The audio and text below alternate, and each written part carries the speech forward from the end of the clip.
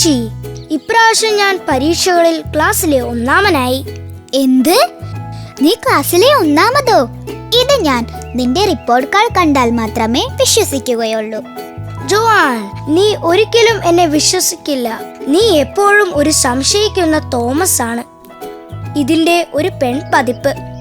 Hello എന്റെ കുട്ടികളെ. Uncle Francis, good afternoon. Good afternoon കുട്ടികളെ. നിങ്ങൾ സംശയിക്കുന്ന തോമസ് എന്ന് പറയുന്നത് കേട്ടല്ലോ. ഞാൻ ജോവാനെ ഒരു പെൺ സംശയിക്കുന്ന തോമസ് എന്ന് വിളിച്ചു. കാരണം ഞാൻ ക്ലാസ്സിൽ ഒന്നാമനായി എന്ന് പറഞ്ഞത് അവൾ വിശ്വസിക്കുന്നില്ല. അവൾ പറയുന്നത് ഞാൻ റിപ്പോർട്ട് കാർഡ് അവളെ കാണിച്ചാൽ മാത്രമേ വിശ്വസിക്കുകയുള്ളൂവെന്ന്. എന്തുകൊണ്ടില്ല ജോവാൻ? ജിം ഒരു മിടുക്കനായ കുട്ടിയാണ്. അവൻ ക്ലാസ്സിൽ ഒന്നാമനാണെന്ന് പറയുന്നുണ്ടെങ്കിൽ ഞാനത് വിശ്വസിക്കുന്നു. വളരെ നന്നായിരിക്കുന്നു ജിം, അഭിനന്ദനങ്ങൾ. ഞാൻ ഇത് വിശ്വസിക്കുന്നു. അതുപോലെ ജോവാനും ചെയ്യുമെന്ന് എനിക്ക് ഉറപ്പുണ്ട്. പറഞ്ഞ പോലെ നിങ്ങളിൽ ആർക്കെങ്കിലും അറിയാമോ സംശയിക്കുന്ന തോമസ് എന്ന ശൈലി എങ്ങനെ ഉണ്ടായെന്ന്? ഇല്ല അങ്കിൾ ഫ്രാൻസിസ്. ഇന്ന് വൈകുന്നേരം ദയവുചെയ്ത് എന്നെ ഓർമ്മിപ്പിക്കുക വിശുദ്ധ തോമസ് എന്ന വേദപ്രചാരകന്റെ കഥ നിങ്ങളോട് പറയുവാൻ. അപ്പോൾ നിങ്ങൾക്ക് മനസ്സിലാകും എങ്ങനെയാണ് ആ ശൈലി ഉണ്ടായതെന്ന്. കൊള്ളാം, ഞങ്ങൾ ഇവിടെ ഉണ്ടായിരിക്കും ഞങ്ങളുടെ പഠിത്തത്തിന് ശേഷം. എന്നാൽ ഇപ്പോൾ പോകട്ടെ, നമുക്ക് വൈകുന്നേരം പാർക്കിൽ വെച്ച് കാണാം.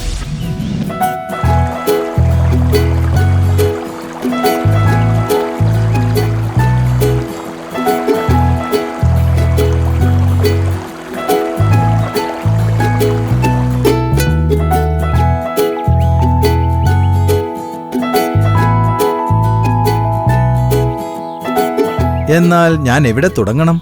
സംശയിക്കുന്ന തോമസ് എന്ന ശൈലി എങ്ങനെ വന്നുവെന്നല്ലേ അങ്കിൾ പറയാൻ തുടങ്ങിയത്? ഈശോയുടെ ശിഷ്യനായ തോമസിനെ ദിദിമോസ് എന്നും വിളിച്ചിരുന്നു. ഈശോ തന്റെ ഉയർപ്പിന് ശേഷം ശിഷ്യന്മാർ സമ്മേളിച്ചിരുന്ന അവരുടെ മുറിയിൽ പ്രത്യക്ഷപ്പെട്ടു.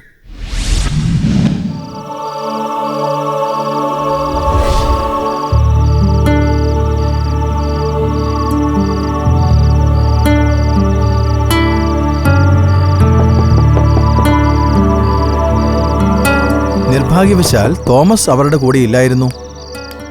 ആ ദിവസം അവൻ തിരിച്ചു വന്നപ്പോൾ എന്തുപറ്റി?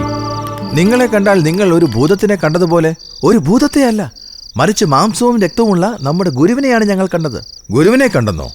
നിങ്ങൾ എന്താണ് പറയുന്നത് പത്രോസ്? അതേ തോമസ്, യേശു 1 മണിക്കൂർ മുമ്പ് വരെ ഞങ്ങളുടെ കൂടെ ഉണ്ടായിരുന്നു. അവൻ ഞങ്ങളോട് സംസാരിക്കുക കൂടി ചെയ്തു. നമ്മുടെ പ്രിയ ഗുരു ഇപ്പോഴും ജീവിച്ചിരിക്കുന്നു. എന്ത്? ഇല്ല, ഞാൻ വിശ്വസിക്കില്ല.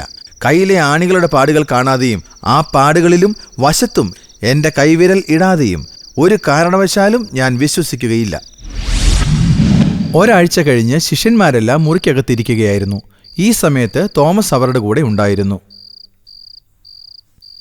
ഈശോ വന്ന് അവരുടെ ഇടയിൽ നിന്നു. തോമസ്, ഇവിടെ വരിക. തോമസ്, നിന്റെ വിരൽ ഇവിടെ ഇടുക. എൻ്റെ കയ്യിലേക്ക് നോക്കുക. എന്നിട്ട് നിന്റെ കൈകൾ നീട്ടുക. എൻ്റെ വശത്തിടുക. നിന്റെ സംശയം നിർത്തി വിശ്വസിക്കുക.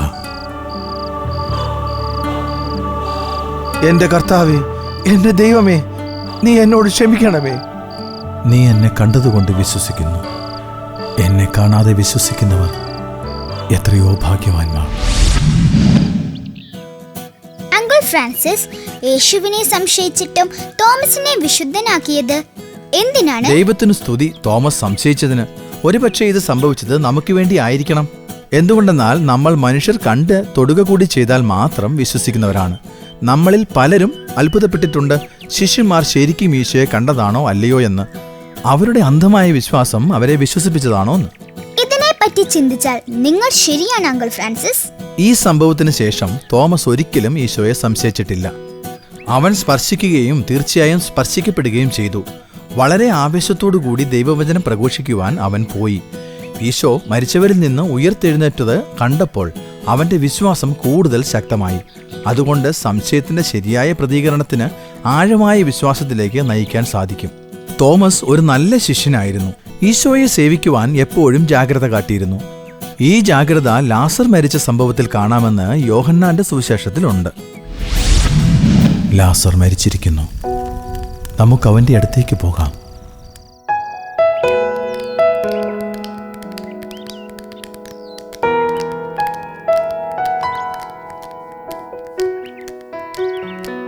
ശരിയാണ്, അവർ നമ്മളെല്ലാവരെയും കൊല്ലും.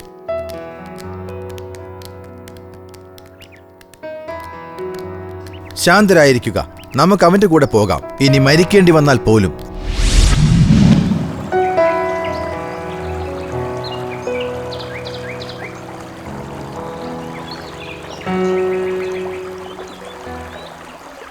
പക്ഷേ ഈശോയെ കുരിശിൽ തറച്ചപ്പോൾ മറ്റു ശിഷ്യന്മാരുടെ കൂടെ അവൻ ഓടിപ്പോയില്ലേ? ശരിയാണ് ജിം. വാസ്തവത്തിൽ സുവിശേഷത്തിൽ നിങ്ങൾക്ക് കാണാം, അതായത് ദൈവം തിരഞ്ഞെടുക്കുന്നത് ബലഹീനരായി കണക്കാക്കുന്ന ആളുകളെയാണെന്ന്. വിശുദ്ധ പൗലോസ്ലീഹ കൊറിന്ത്യക്കാർക്ക് എഴുതിയ 1-ാം ലേഖനത്തിൽ എഴുതിയിട്ടുണ്ട്, വിജ്ഞാനികളെ ലജ്ജിപ്പിക്കാൻ ലോകദൃഷ്ടിയിൽ ഭോഷന്മാരായവരെ ദൈവം തിരഞ്ഞെടുത്തു. എന്നാൽ എന്നെപ്പോലെയുള്ളവർക്ക് പ്രതീക്ഷയുണ്ട്. തീർച്ചയായും ജോവാൻ. തോമസ് ബലഹീനനായിരുന്നു, നീയും ഞാനും പോലെ. പക്ഷേ അവന്റെ ഹൃദയം ഈശോയോടുള്ള സ്നേഹം കൊണ്ട് നിറഞ്ഞിരുന്നു. ഈശോയിൽ നിന്ന് പഠിക്കാൻ അവൻ വളരെ താല്പര്യം കാണിച്ചിരുന്നു. തോമസ് ഒരു കൊച്ചുകുട്ടിയായിരുന്നപ്പോൾ എന്തായിരുന്നുവെന്ന് എനിക്ക് സങ്കല്പിക്കാം.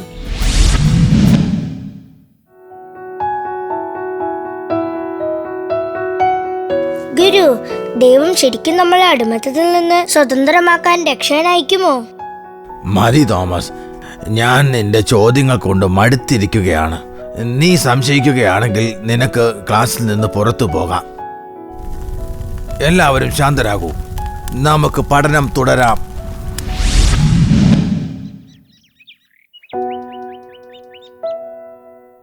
തോമസ്, നീ എന്തിനാണ് ഗുരു പറയുന്ന എല്ലാ കാര്യങ്ങളും ഇങ്ങനെ ചോദ്യം ചെയ്യുന്നത്?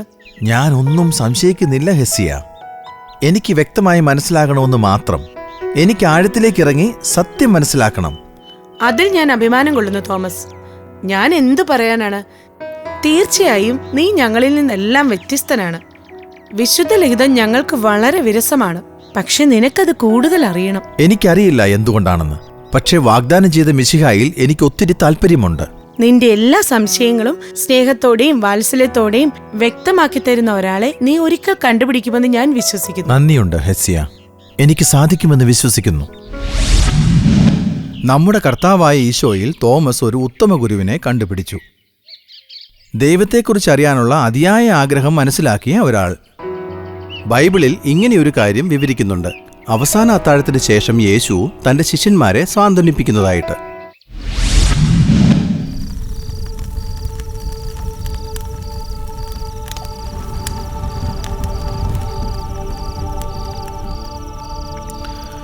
നിങ്ങളുടെ ഹൃദയം വിഷമിക്കാതിരിക്കട്ടെ.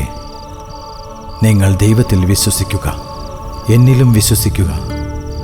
എനിക്ക് മരിക്കേണ്ടി വന്നാലും നിങ്ങൾ എൻ്റെ കൂടെയായിരിക്കാൻ ഞാൻ തിരികെ വന്ന് നിങ്ങളെ ഞാൻ എൻ്റെ കൂടെ കൊണ്ടുപോകും. കർത്താവേ, നീ എവിടേക്കാണ് പോകുന്നതെന്നറിയില്ല, അതുകൊണ്ട് വഴി ഞങ്ങൾക്ക് എങ്ങനെ അറിയാൻ കഴിയും? ഞാനാകുന്നു വഴിയും സത്യവും ജീവനും. എന്നിൽ കൂടെ അല്ലാതെ ആരും പിതാവിലേക്ക് വരികയില്ല. എന്നെ പൂർണ്ണമായി അറിയുന്നവൻ എൻ്റെ പിതാവിനെയും അറിയുന്നു. ഇന്നു മുതൽ നിങ്ങൾ അവനെ അറിയുകയും കാണുകയും ചെയ്യുന്നു.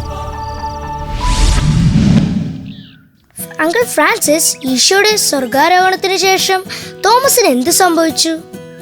അതെ, പരിശുദ്ധാത്മാവ് അവരുടെ മേൽ വന്ന് അവർ ശക്തിപ്പെട്ടതിന് ശേഷം ബെർത്തലോമിയെയും തോമസിനെയും പാർത്തിയായിലേക്കും, അതായത് ഇപ്പോഴത്തെ ആധുനിക ഇറാൻ, ഇന്ത്യയിലേക്കും അയച്ചു.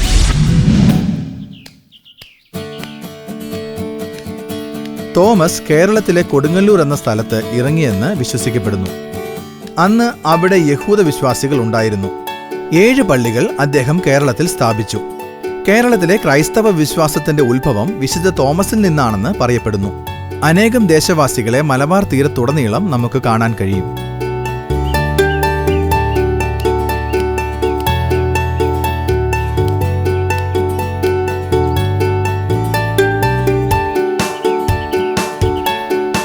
വിശുദ്ധ തോമസ് ഇന്ത്യയിലായിരുന്നപ്പോൾ പല തലത്തിലുള്ള അനേകായിരം ആളുകളെ സ്വാധീനിക്കാൻ കഴിഞ്ഞു.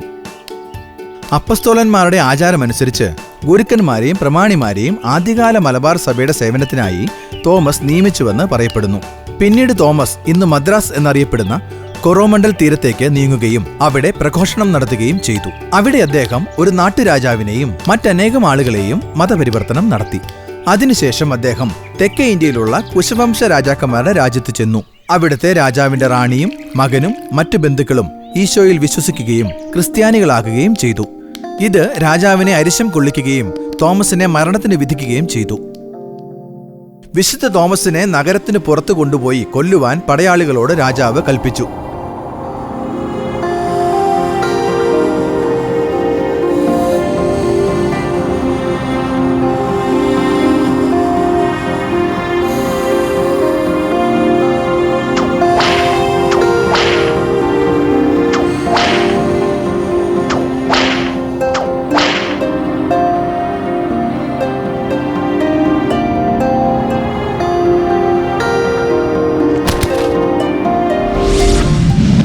ഓ, എത്ര ഭയാനകമായ മരണം! അതെ, തീർച്ചയായും. ഇപ്പോൾ എനിക്ക് ഉറപ്പുണ്ട് നിങ്ങളുടെ തോമസിനെ കുറിച്ചുള്ള സംശയം ഇല്ലാതായിട്ടുണ്ടെന്ന്. ഈ അപ്പസ്തോലൻ അവസാനം തന്റെ ഈശോയോടുള്ള സ്നേഹം ശക്തമാണെന്ന് അവന് വേണ്ടി മരിച്ച് കാണിച്ചു തന്നു. വാവ്, അതൊരു വലിയ മനുഷ്യനെ പറ്റിയുള്ള ഒരു വലിയ കഥയാകുന്നു. ഞങ്ങൾക്കിതെല്ലാം പറഞ്ഞു തന്നതിന് നന്ദി അങ്കിൾ. ഗുഡ് ബൈ കുട്ടികളെ. Good bye uncle. നാളെ കാണാം.